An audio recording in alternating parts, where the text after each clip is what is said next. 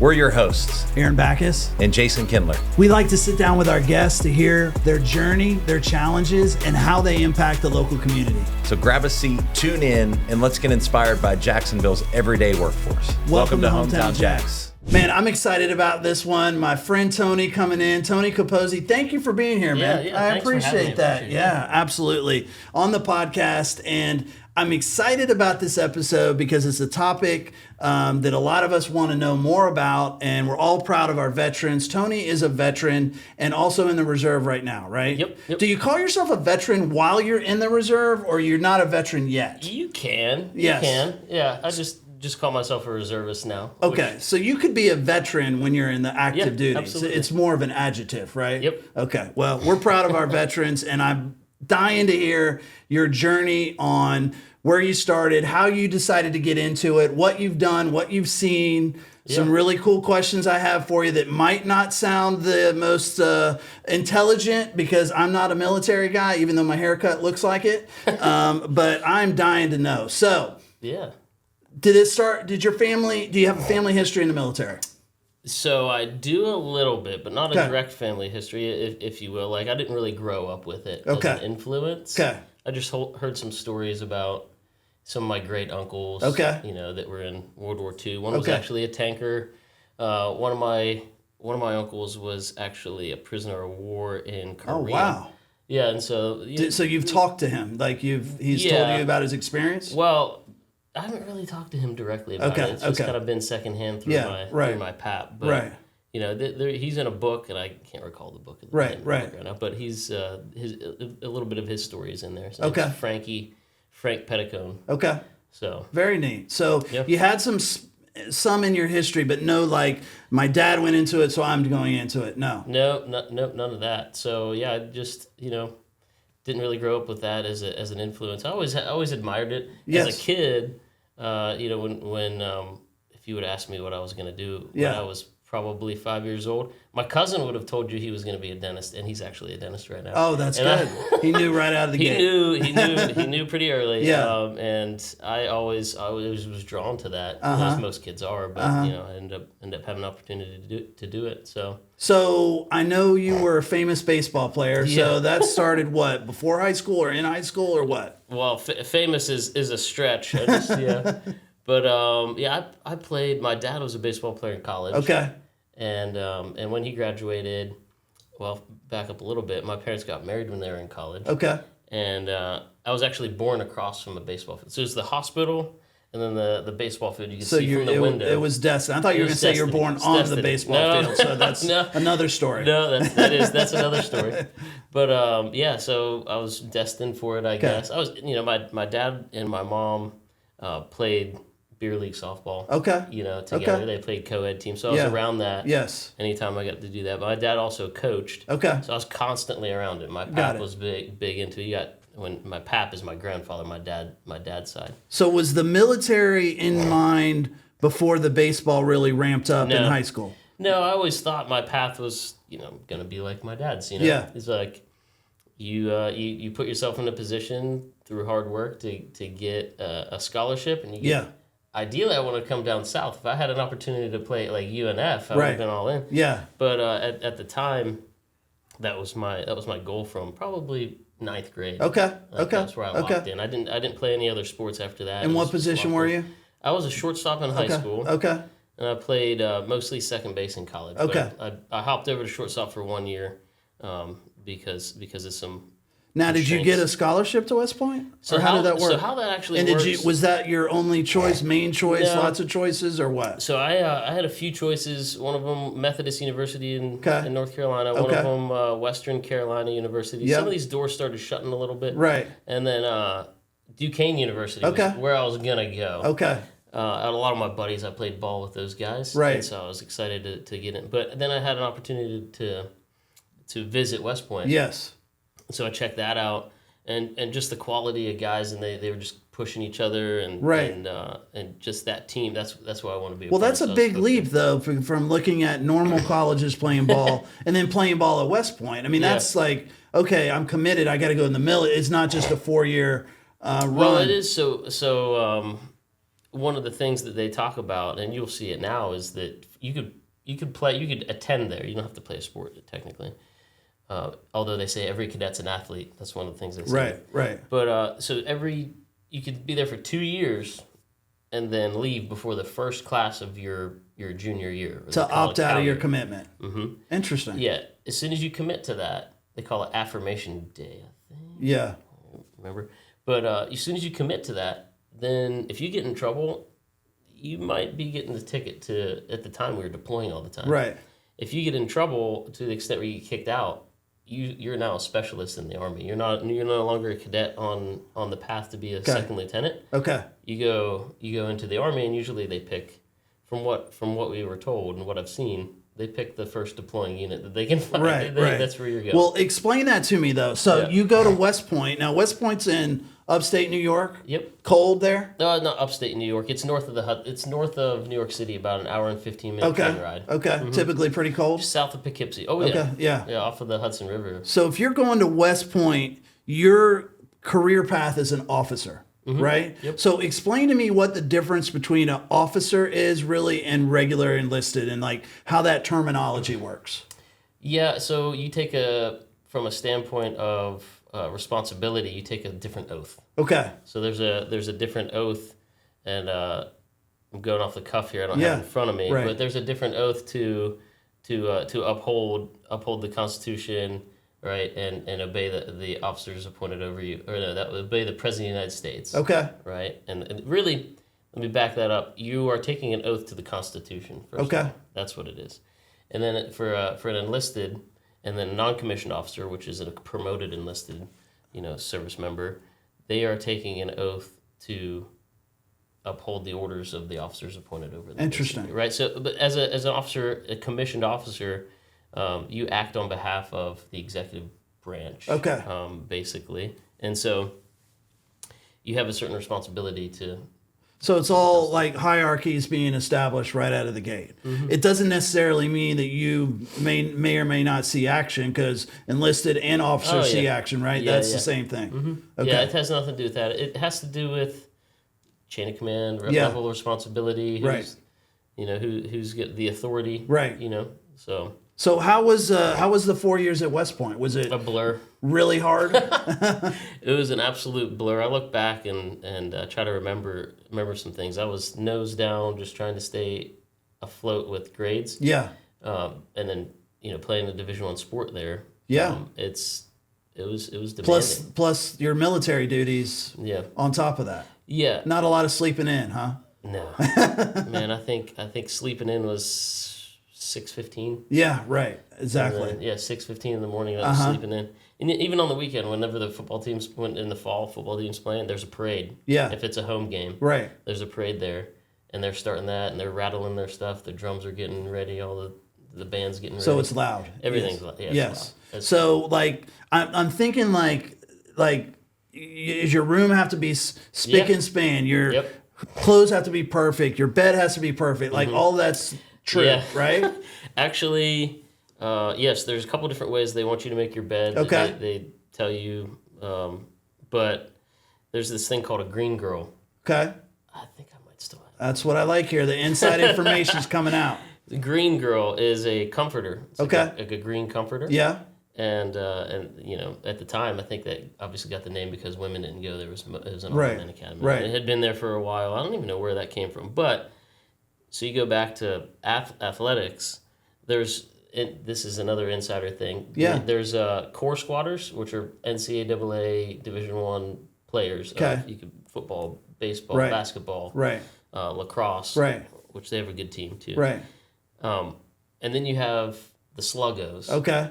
Right? I've heard that. I feel like that's been in a movie or something. Yeah. But the sluggo is actually an acronym, and that stands for sleeps under green girl often. Okay. So the green girl, that's the comforter that's on our bed. The sluggos. And I had experience with that. I had some roommates that I go to baseball at like 2:15, and that we get out right before dinner. Yeah. And I come back, and I might have seen him before his last classes.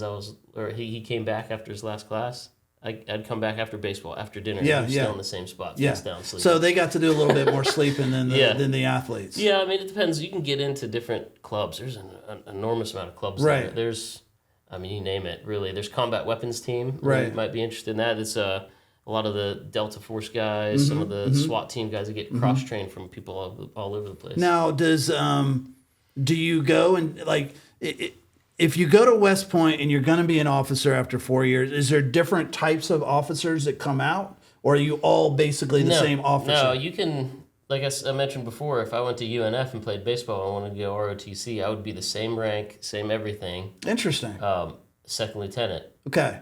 As I was at West Point. Now, the way that they do it, also kind of a neat fact, is that they base the cohort, your group, on the date that the West Point class commissions. Okay. So we graduated May 23rd, 2009. Okay. And so every officer that graduated there and got commissioned at like maybe UNF or Florida State, if they graduated like May 2nd, for whatever reason, their commission date would be May 23rd. Okay. Because they just to pull them all there, but it's based off of that. That doesn't seem. I don't understand though why if you go to 4 years West Point versus ROTC, it feels like West Point would have a little bit more weight. No, it doesn't. You can even go green to gold, and you're still a second. So guys that have spent 10 years and they go finish their degree or get their degree and they commission, same.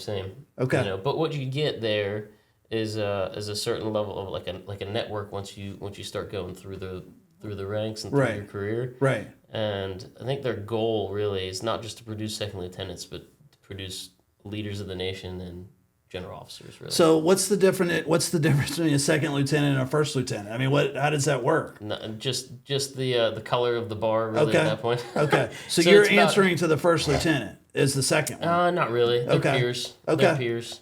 And so you have a second lieutenant, first lieutenant, and then the captain's really the one that you start. Okay. Okay. If a first lieutenant locks up a second lieutenant, it's not good. It's not captain finds out about it, he's not going to. Yeah, that's interesting. Well, unless he deserved it. That's really interesting. So 4 years West Point, you're graduating. Do you have a pick of where you're going? Like, how do you decide that next? Yeah, so that was all merit based. Okay. Off of your, so is your branch. Okay. And so that's another thing too. So you get your branch first. So all these different branches. There was, I think at the time, 14. So 1 or 15. 1 through branches whatever. Being like Army, Navy. No. Okay. So infantry, armor. Got it. Aviation. Okay. Medical Service Corps, military intelligence, engineers, signal, all the different things. Departments, all the functions. more or less. Yeah, all the functions. Yeah. Right.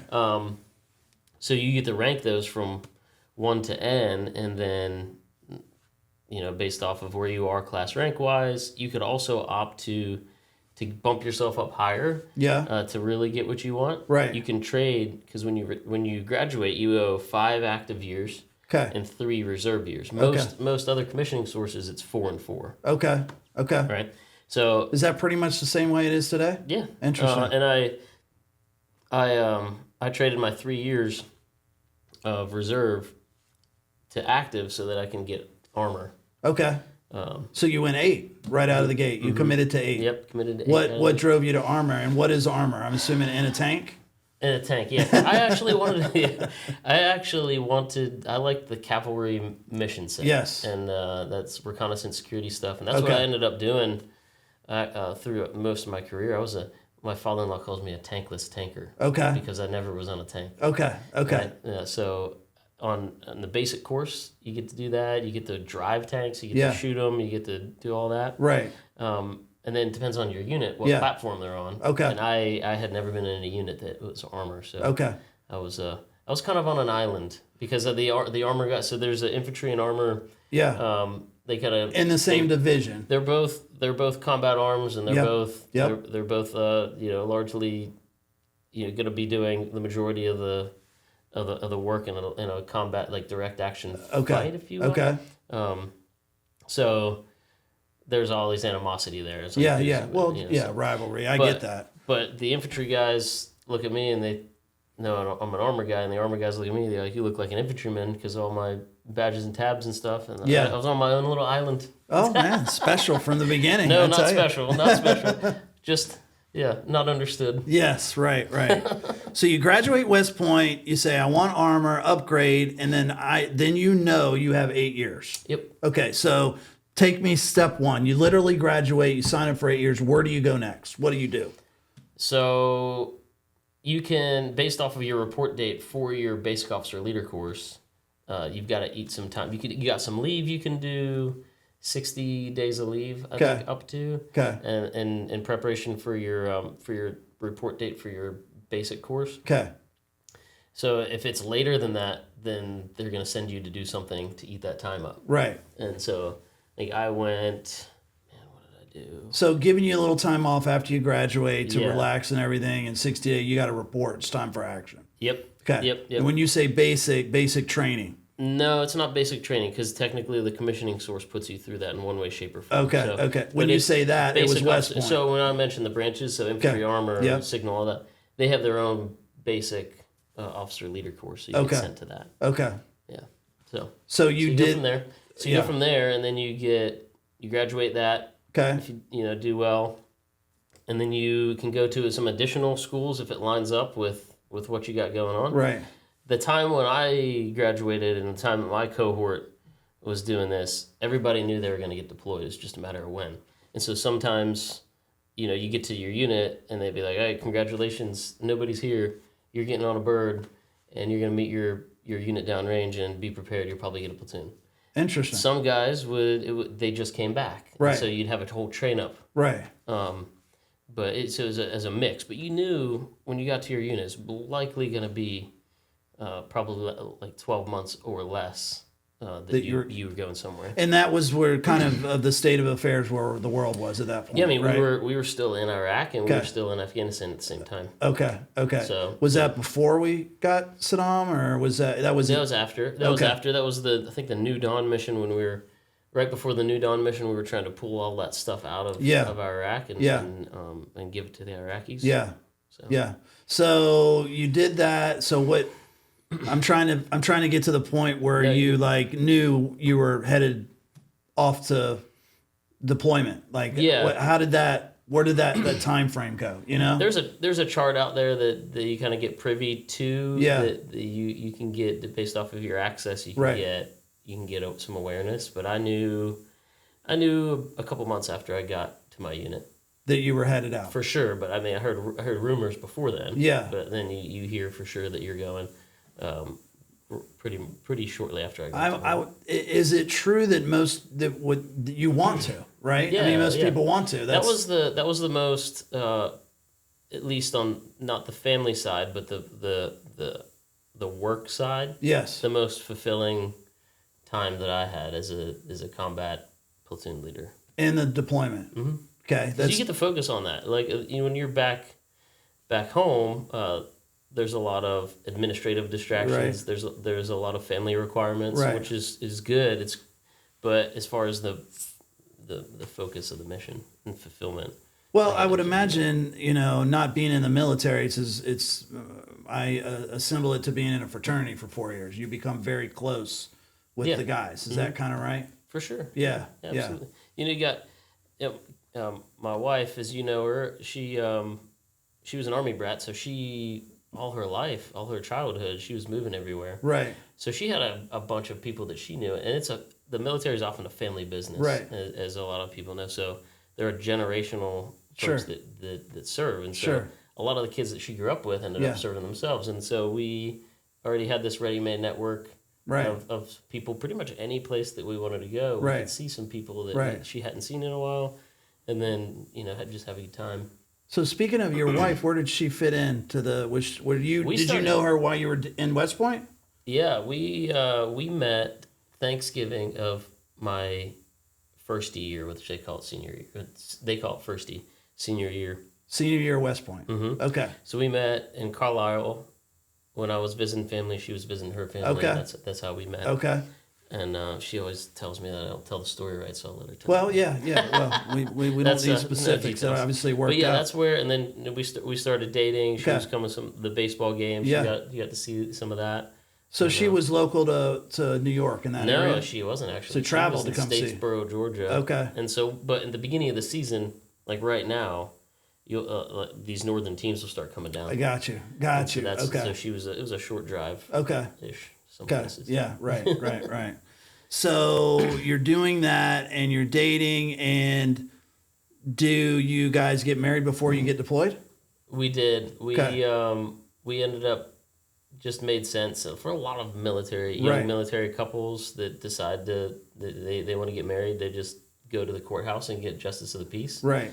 Some are open about it, some are not. Right. Right. But yeah, we were pretty open about it. So we called our actual wedding ceremony a reenactment. Right. So, That's funny. Yeah. So we did that just because it made sense for the. Well, when you say it makes sense, like the people that don't know, like it's just like, yes, I'm going to be gone. Could be gone for a year and a half, or whatever. Mm-hmm. Yeah. That's speed up the decision. Yeah, exactly. Like, so we knew we wanted to be together, and when you have an impending potential deployment, you knew it's going to happen. Right. And things just situation makes you make decisions a Yeah, little quicker. absolutely. And the healthcare aspect of it, Yes. the basic allowance for housing bump, so we were able to purchase a house. Right. So that's Right. really, that was Well, a that's really awesome. driving factor. That's awesome. So tell me about your first deployment. Where'd you go? RC East, what we called it, Regional Command East. It's Coast, Paktia, and Paktika. They called it P2K. Okay. There's a lot of different words for the same place. But those are provinces. It's eastern, so it's really close to Pakistan. Okay. On the coast somewhere? Yeah, if you're familiar with Lone Survivor and that Yes, whole... yes, right? yep. Not that was our area. Well, Okay. a little bit, they were a little bit further west, but Okay. right there Okay. was about where we I'm not an expert in my geography, but I'm thinking that, but you were on the coast there, that kind of where you. No, so coast. When I say coast, it's a province. Coast. Got it. Okay. Yeah. If you watched Rambo, Yeah. that's where he drove the tank. Okay. In Of course. Coast. But so yeah, that's where we were. It's very very much the Wild West. It was. But that's Pakistan, which is supposed to be our ally at that point, or not really? Yeah. Yeah, right. Not really. So kind of a staging point to go. Yeah, there was a lot of I've had general officers come and speak on that in an open forum with Pakistani officers in the crowd. Right. Got a little tenuous. When he called it out, but I mean we knew that the enemy was infiltrating from Pakistan to Afghanistan. They didn't really recognize the border. There was there's this tribe called the Kuchi tribe or the Kuchai tribe. Yeah. And they just went where they needed. Oftentimes they would go to different times of the year that made sense for them for their livestock. Yeah. And certain times of the year it was tough to get around anywhere because you have tiny roads that collapse very easily, and then you have a wadi that if it started raining, it goes from 3 feet to 10. Interesting. And so there's really only one route.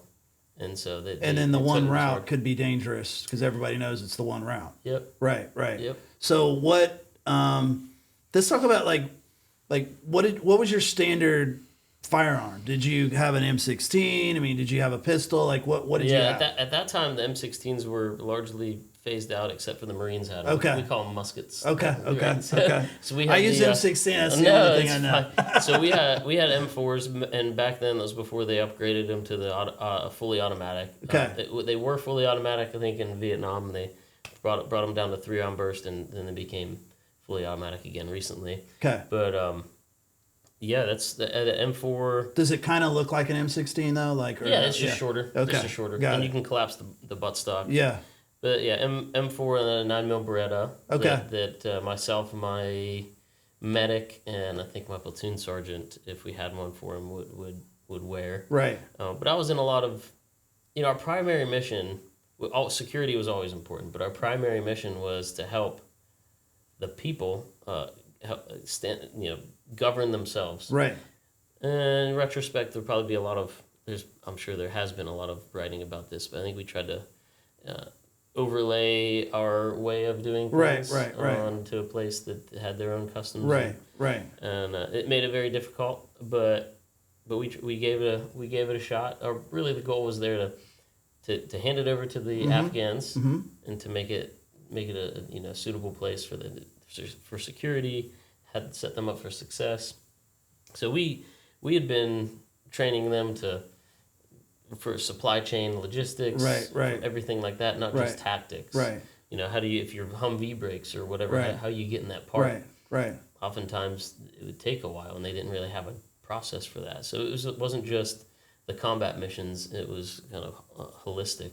So I'm envisioning kind of desert atmosphere, and you're in a kind of a tent city that's surrounded by some sort of a wall. I mean, I'm thinking of what I see from movies. It's so we call them HESCO barriers. Okay. And sometimes you have big concrete Jersey or Texas barriers. Right. But HESCO barriers they collapse, and you can open them up, and you just get a backhoe and just dump sand in there. Dump sand or rocks or whatever in there. Right. The terrain was eerily similar to the National Training Center at Fort Irwin, California. Right. And when I spent a little bit of time in Arizona, Huachuca, Arizona, not Tulsa, where is that? Tucson? Yeah, Tucson. Right around that area. Yeah. It was almost identical. Similar. Yeah. That's what it was. It was very dry, a lot of shale, sparse vegetation. Right. Mostly brown. So when you're walking around, and you always have your firearm? Mm-hmm. Always. Mm-hmm. The rifle and the pistol? Yeah, I mean, even if I go to the gym. No, I mean, when you're on the, your camp, I just usually carry my sidearm. Right, okay. Yeah, so, but yeah, you're at the gym, you go to the CP, which is the command post, to do anything you need to do for planning or debriefing. Right. You go to the chow hall where you eat food. Right. Anywhere you're around, you're gonna be rocking something. Now, where you learned how to use firearms, was that the training right after West Point, or were you learning that during West Point? Yeah, so the commissioning source will teach you how to do that. Okay. And so we used M16s. Yeah. And we had the old Vietnam gear at the time, which I'm still using, a rucksack from the Vietnam era. We call it Alice Pack. Is your gear or your uniform hot? I mean, or is it breathable with the hot humid air? Or what? If you have to wear it's gotten a lot better. They've got it to where they've got these little plastic pieces, kind of like almost like a brush bristle, and then a piece of like a netting, to where it'll keep it away from your body. But at the time, it would just press onto you. Yeah. And you're sweating all the time. Yeah, it's hot. Right, real hot. right. Yeah. Right. So you said there's a gym, like you're literally trying to maintain a normal schedule of working out, eating, and then going on a mission, then coming back, that sort of thing. Yeah, that's how a lot of us decompress, got out some anger or whatever, right. and also too, this really, you got a job to do, you got a little bit of downtime, and then a lot of guys, you have the 1,000-pound club competition if you want to do that, and stuff like that, or just try to get big and make your uniform fit a little tighter. Can you communicate with home regularly? Yep, you can. We had access at that time. We had access to Wi-Fi. It was intermittent. They would, if something bad were to happen, in an effort to just squash any communication to get ahead of a notification, they would black out everything. Right. Okay. But yeah, that. So is there a level in this deployment where you were in this camp, always a level of paranoia, like something's going to happen, or this place was relatively safe, or what? I mean, you're at a place where it's a big target, it's a juicy target. So we got incoming mortars and rockets and stuff like that. So that happened at this place. Oh yeah. Interesting. Yeah. So sometimes the mortars would come in and just be raining rocks down. Right. Yeah, I can remember sleeping in we call it the bee hut. It's like basically just a shed. Right. With Chigo split units, right, to heat and cool. I can remember, and then dividers for guys' bunks and stuff. Right. And I can remember laying in bed, and I hear a boom, and then my platoon sergeant said, "I think it's incoming." I said, "No, it's fine. It's too far away." And then the booms got a little bit louder. I'm like, oh shit! Right. So but a mortar is basically a propelled grenade that lands, and then I mean, so it's hitting something. It's not exploding in the air, is it? You can set it to do that, I believe, but we the mortars that they were shooting, the mortars will shoot shoot pretty high angle and less trajectory far. And the blast will actually come back. Okay. Whereas, so if you're doing that's an interesting thing, blast analysis, and you look at, there's a it's a mortar. Right. And you see a blast if the dirt's going that way, that's the direction it came from. Right. Interesting. Right. And if it were an artillery piece, it explodes here and the dirt goes that way. So that's where it came. Is there much defense that you can do over mortar? They had this system called an LCMR. Okay. What it stands for? It's a radar system. Okay. Where it would be able to identify the point of origin and then estimate the point of impact. And so with that data, you can potentially get some aircraft up there, send people. Yeah. And find those guys. Yeah. Yeah. They were wiry. They had a lot of different ways to do things. They would have just things set up to where it'd be a timer on an alarm or just a rudimentary water timer. They would have something drip until it's heavy enough to set something down to ignite it, right? To initiate it, and so they could set it up, right, and then they're gone. For right, hour, 2 hours, right, 3 hours a day. Right. And interesting. So with that, the accuracy is pretty sparse. Right. You can just get a lucky shot. I got you. So how long are you in this deployment in Pakistan, essentially? So we were west of Pakistan. That was in Afghanistan. Okay. So we were at a place called Camp Clark in the coast. So I was there for about 4 months until Vinny was born, my oldest. Okay. We didn't expect him to be born, but he was born at 28 weeks, so 3 months early. Okay. And I talked to Kelly, and initially I was just going to wait until we got him out of the NICU. But, she wasn't feeling well. Right. And just I talked to my boss, and he's like, just go. Right. So I went, stayed there for 4 months, brought Vinny back home. Kelly was in a good spot. Yeah. And then I went back. Interesting. So I went back, but this time I went to a short period of time, the same place. Okay. But we had another unit that was a little further west, a place called Cop Wilderness. Okay. And that's where I was, a combat outpost, Wilderness. Okay. So that's where I was for the last portion. So going back to what come back means, I mean, it's not as simple as just running down to the airport and coming back, right? I'm assuming it's a pretty extensive journey. Like going to the airport, you have to go to Germany first and then come to you. Is that how it works? Yeah, there's a staging bases they send you to. Okay. My weapon was still over downrange, so I didn't redeploy with a weapon, so it was actually pretty easy to get back. Okay.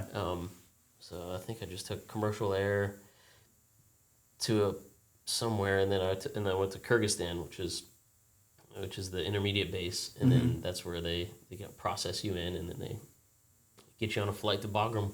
Okay. And then back to my guys. Interesting. What do you do with your gun while you come back? Do you hold it? They have lockers for it. Okay.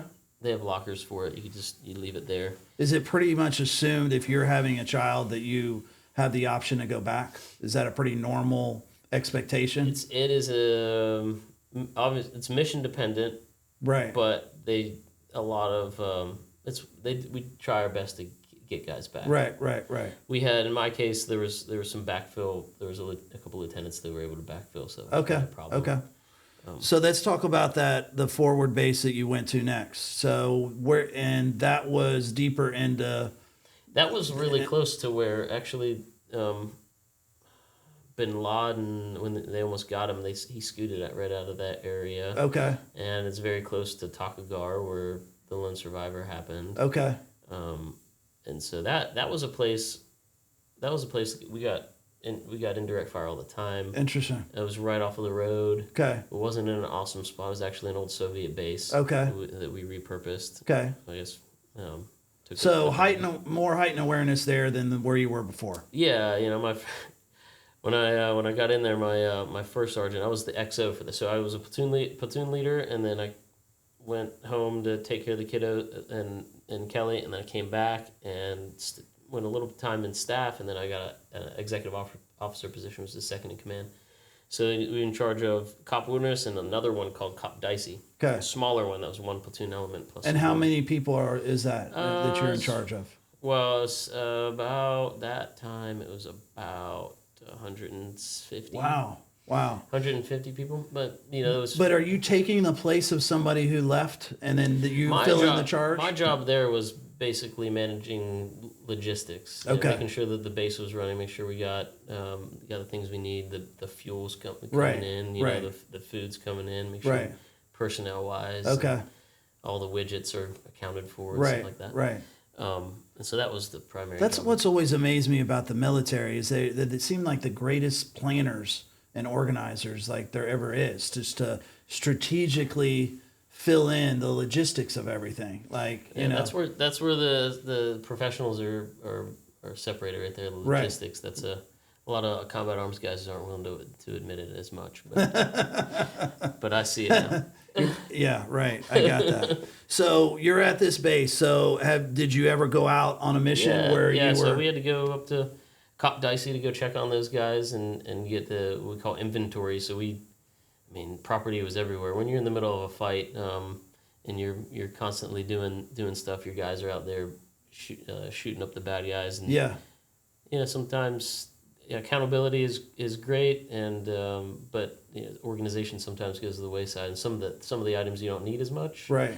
So some of the property was a challenge to find it all. To find it and get it to the right place and things like that. Just to make sure it was set up for the next unit that's coming in. So whenever they sign for everything, they know where it is. Okay. So that was a large part of what I did when I came back, is getting prepared for the RIP. We call it a relief in place. And I'm assuming you're wearing bulletproof vest all the time there, right? Or no? No, I'm on the base now. Okay. Like I said, when I first got there, my first sergeant was talking to me about. He's like, all right, well, the rockets and the mortars usually come from that ridge. Okay. And there's the chow hall. This is our CP. There's a little walkway here. What you want to do is you get down, just take a quick peek, take another peek, and then walk across, because the freaking rockets come right down this alley all the time. You talk about that so nonchalant, Well, it's you just gotta get used to it. So it's a certain thing you got to turn off in your brain. I remember when I was a platoon leader, that was one of the missions. They call it 5s and 25. So you look 5 meters around, and then you look 25 meters around, and then you step out, and there's no thing. And then guys started getting into some fights here and there. Things started happening. You're like, all right, well, I gotta really look. Right. I need to really. What you mean, like for bombs they plant in the ground or something like that? Yeah, a lot of times if you set a pattern, they're gonna identify that pattern, and they're gonna set a pressure plated bomb right there where you're likely gonna get out. Right. Or they may set an obstacle, and they know, well, these guys usually stop about 50 meters out. Wow. Then their spacing's about 25 to 50 meters, and so I'm going to set these up here. So when you're looking around, you're like, all right, well, I can't see anything. Here we go. Step. Well, good. All right. So you're talking about that's pretty calm, but I'm assuming that's got to be pretty excruciating. What was a certain switch? That was the time that I can remember. The switch was just, I got a job to do. I can't be worrying about this. I'm going to do the best I can with looking around, and then we got stuff to do.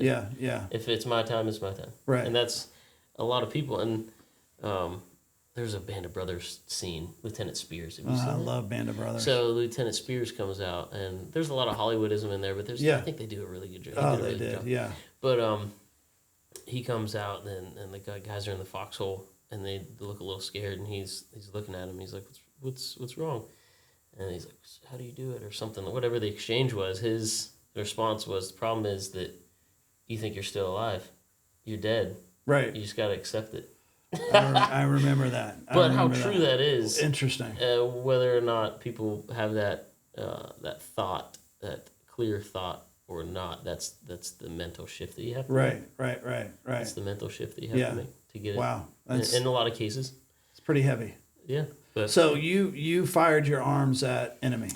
Yeah. So you asked about officers and enlisted. When you're training up, when you're going through the schoolhouse, they say if you are firing your gun, you're doing it wrong. And so that's a lot of us were kind of bred into, because we have so many people with us that do that, and our job is to coordinate. Our job is to give commands and bring in aircraft and assets to be able to get the thing done. the thinkers. You need to be the thinker while things are going nuts. The clear thinker without any distraction on. Like I shouldn't be worrying about where do I need to line up and where's this guy. Like maybe you get behind cover. There's a guy over there. 12 o'clock, 400 meters. Yeah, I got him identified. All right. Yeah. Whatever. Yeah. So that's. But I did fire it a few times, and a lot of times for me it was a security. We got into a little bit of a fight, and saw some guys, and we were trying to move from one place to cover to another. Yeah. And I was on the radio coordinating things, and one of my fire support officer, I wanted him to move. So I just, like we normally do, I cover, and I just sent a bunch of rounds, and he just set, and he started firing, and I just moved around. Yeah. But, we had mortars with us, handheld mortars. I don't know if you, so there's different ways to do mortars. Okay. There's I'm thinking of the stand that you shoot. The stand, that's a typical one. There's different sizes. 120 is the big one. Yeah. And then 81, and then you have a 60. Okay.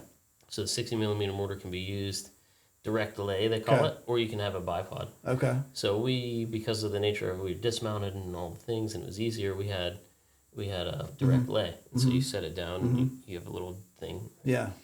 And this is one of those times where I was directing fire on that, and.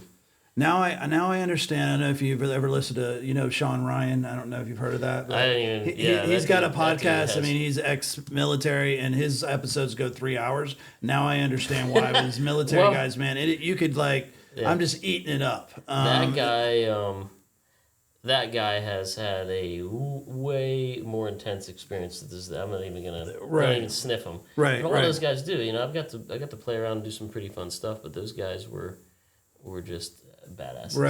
Right. Yeah. So let's fast forward. So when did child number 2 come? Were you deployed then too, or were you back? No, we were back. So I got to see child number 2 and 3. So I got to see Leo. Okay. And Julie. Okay. So he was born. But you were still active, both of them, right? Mm-hmm. Okay. Yeah. So he was born in 2013. Okay. Yep. So that was we were still at Fort Benning. So there was a periods of time. And officers, there's cycles that they go through, and like mini reunions, if you will. We just talked about going, doing platoon leader things, fighting bad guys, doing that, and then you come back, and then you go to the next higher level education called maneuver. In my case, it was Maneuver Captain's Career Course. Right. We went there at Fort Benning, and we decided to take an opportunity there where there was a master's degree producing program. Okay. So I stayed an extra 6 months to finish that. And then I went to Ranger School, went to Airborne School, went to Cav Leaders Course. So there was a lot of schools you could do down there. So in the whole time that I was down there, we had Leo. And he was born right before I went to Ranger School. Okay. What's interesting to me is that there's a lot of continued learning while you're in the military. Yeah, there's probably a stigma out there that they just guys hucking heavyweight around doing weird. You don't know. You just I don't know. But to me, it's you're in a continual process of education and higher learning and things along those lines. It really is a profession. Yeah. We invest a lot of money as a country into it. And there's a lot of thought that goes into how to apply military power in a very precise way. And in mass, and do it safely and do it well, how to get the logistics. I mean, there's a lot that goes into it. Out of all the places you've been, what stands out in your mind wow, that was an amazing place? So actually the place where we had Julie, which is the same place where we had Leo. So we were at Fort Benning, then I went to Fort Bragg, 82nd Airborne Division, and I went to Iraq, I came back, and then I went back. That we got an opportunity to go teach at Fort Benning, top there. Uh-huh. And that was an awesome spot because we had all been through pretty crucible times in our careers, and we had a chance to, a lot of the neighbors, same rank, same point in their career, kids around the same age. It was great. Yeah. So that's what I think of fondly of that place. For sure. What about I'm thinking a destination that you travel? What's Like you're like, wow, this place was crazy. Well, the Navy and the Army do it a little different, right? Yeah. They and the Coast Guard's even better. Yeah. All right, so they have all the beaches. The Navy usually has some pretty good spots. Yeah. The Army makes a lot of noise, and we're just like put them dirty in the knuckle woods. draggers. So we just put them in the woods. So we just. I noticed one thing that stuck out on your resume is top secret clearance. Like, when did you obtain that? When I was when I was an instructor, and then I maintained it throughout. And to get that was like, hey, I want the top secret. I'm willing to go through. You had, You had to have a justification for it. Yeah. And then there's an additional part of that I think is important for people to understand. Because top secret, you think you have access to all these secret things just because you have a top secret clearance, but that's not true. There's right? a lot of there's a lot of sub programs. Yeah. One of them, they're compartmentalized, and it's on a need to know basis. Right. So there's things out there that I have a top secret clearance, but I'm not read on to a So program. top secret, do you still have it? Mm-hmm. Okay, so is that a continual vetting process is going on all the time? Like, what are you doing? There's a renewal process every so often. Interesting. What that does is there's a source to the information, and so it protects that source. Yeah. And so if you have a critical source that's feeding you this information, and you don't have a guy that's trustworthy enough to hold that information, interesting, right? It gets out. Eventually, it's going to get back to that guy. Yeah. Told that guy. Right. So of course. So that source might be a 3-letter agency. It might be a military. It might be something else. But wherever it is, it protects that source. Yeah, interesting. That's why it's so important. Interesting. I know you hit on it once, but have you ever had a chance to work with a special ops guys? Yeah, I mean, I worked with some Ranger Regiment guys. Worked with some SEALs and some ODA guys in Iraq. Yeah. When toward the end of Obama's tenure, I think in preparation for whoever was going to run, after, I think it was Hillary, right? Yeah. Yeah. They didn't want to do anything. In my opinion, they didn't want to do anything to really mess that up in Iraq. Right. Even though we had opportunities to get after ISIS. Right. We were just held back. We were securing the area. We were securing Camp Taji, and then we were training Iraqis. All those Iraqis that we trained ended up fighting. In Mosul. Yeah. And they liberated Mosul. Interesting. Yeah. Man, there's just so much stuff that I could go through, but I want to hit on two things here before we wrap it up. So, third child came. Mm-hmm. You that's it. You have 3. You're good, right? Yeah, I'm good. Yeah. How there was a couple things I want to hit on. First of all, you said airborne, so you know how to jump out of planes. Yep. Okay, so is it just like you see on the movies where you attach your thing on the side and you run out the back? So that is one way to do it. There's other way. There's out the side of the door, and you're talking about static line. Yeah, right. And then there's another way to do it, which I only got to play around with. But guys like Sean Ryan, right. He has all these guys on. They do it for real, and they did it all the time. And those are free fall guys. Yeah. So I got to play around with that. I got to go to that course. Yeah. And learn how to do it. Basic. I'm not any special guy with that. But that gave me an appreciation for it. And so static line stuff is dangerous in its own way. The free fall stuff is dangerous in a whole nother way. Right. And is whole nother. But I know one thing you did, I think it was last year, where you were able to go in the reserve over to Normandy. Tell me a little bit that's got to be that was amazing. That was an opportunity that just fell in my lap. A guy that had a son that was graduating high school was supposed to go, and it ended up lining up directly with that weekend. He couldn't go, and so fortunately for me, but unfortunate for him, I got opportunities on the 80th. And so it was a big thing. So you were in a plane and you reenacted one of the routes and jumped out in the area. So they actually have. You could do it next year. Mm-hmm. And right here in Palatka, there's the round canopy parachute team, and they're all over the country, all over the world. Right. They send guys over there, and they train them up over here, and you can jump out. Yeah. We didn't do the English Channel one, but they did. So they loaded up exactly where they would have loaded up. Yes. And then flew over the English Channel and jumped right around where the 82nd Airborne Division jumped. Wow. So they jumped a couple of different places. Mount Saint Michel, which is like this castle. In the middle of the water. It's beautiful. Yeah. Did that was it pretty like what's the word I'm looking for? Pretty daunting. Like when you're like, wow, I'm kind of. It was really. I mean, it was special. It was special. It was for a paratrooper. It's like a pilgrimage that all of them should go on. That's a good point. I think you get an appreciation for it. And what those guys did, and you're representing them. Oh yeah, and I know we shared. There was a podcast about D-Day, and people don't realize how dangerous that was. Like you're jumping out and you're getting shot at. Planes are running into you, and then if you make it through all that, you may get like the Germans flooded an area. So a lot of guys would drown because they would be fully packed and land in this water. Those are the early days of parachuting. Now we do it a little differently, and we can release our equipment. Got it. And you could still put stuff in your pockets, but then they didn't have that really. They had a duffel bag, but then they're like, I'll put grenades here, I'll put this here, I'll put a little bit of food here. Right. And then the pilots that got that mission were junior, because they thought it was a suicide mission, and so a lot of them were kind of freaking out a little bit that they're going way too fast, some way too high, some way too low. Right. A lot of their gear was just ripped off of them when they jumped out. Right. The Germans flooded that area, and so unfortunately, like, all that weight that was on them, they just couldn't get out of it. A lot of them drowned. Yeah.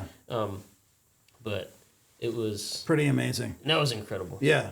Well, the last thing I want to hit on, and you reminded me of it when you came in, is your interpreter story. I thought that's really cool. So tell us what happened with that. Set that stage. So how he came over. Yeah. Well, how you knew him, and then he came here. He was my interpreter as a platoon leader. So the platoon leader had about 25 guys. Okay. And like I said, each platoon had an interpreter theoretically. Yeah. Each platoon had their own guy. Okay. So our mission was to build the country back up, to establish relationships and connections, and try to improve security here, and see who's who and how we can help, and then provide, like I said, provide security. And so you establish these relationships with these different guys. There's some shady folks, so I relied on him a lot. Right. I mean, that had to be a huge trust thing. He knows Pashto. He knows obviously Dari, and he knows what was the other one? I can't remember. Sorry, Hamid.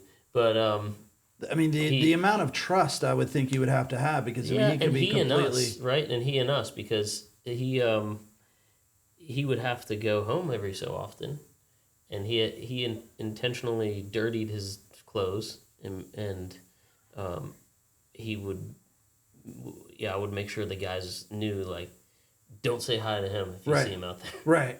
Because it wasn't a glorious job to have when you go home to the village. Not only that, there's guys that got killed going home because you're an interpreter for the Americans, and they kill them. Right, exactly. Some brutal stuff. So he had to have a lot of trust in us. Yeah. Some units sell them out more or less. Some units, laugh now, it was bad then. Actually left them on some objectives whenever things kind of went sideways. Yeah. And because things get a little crazy, and they came back and got them. But so he ended up coming to America. So when he showed his, I trusted him. Yeah. And I thought he was a good dude. And through his service to our country for, I think how many years was he doing that? At least 4 years. Wow. Getting paid dirt. Right. And risking his life. And risking his life. Yeah.